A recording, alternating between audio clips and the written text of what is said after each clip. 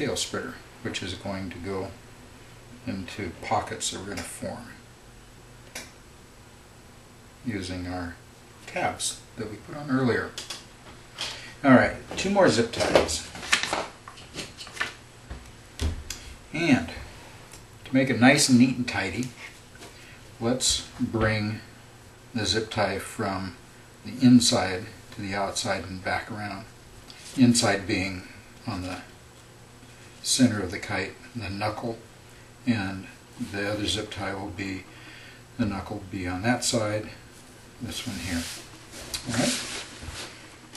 So, feed it in from, fold your tab over, feed the zip tie in through the hole, out the front of the kite, back up towards the back of the kite, and through the hole. Now these holes line up because this spar is so small that it really doesn't cause any much puckering. So these holes are the same. What we want to do next is take this zip tie and fold this knuckle up and over, bend it. So if we pulled this back out, you would see that I created this 90-degree bend in it. This will make this pocket a lot neater. Now we pull this up to here,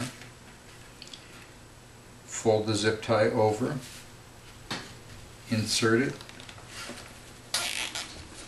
This one we can just bring down, and I like to pinch this and fold that just like that.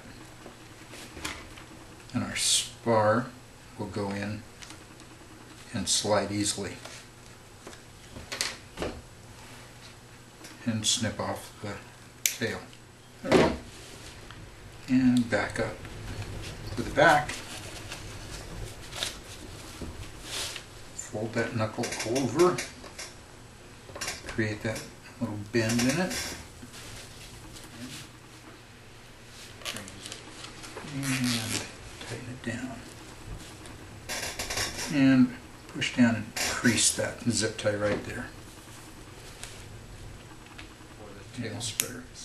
The tail spreader inserts under the spine into one pocket, bows, and into the other pocket.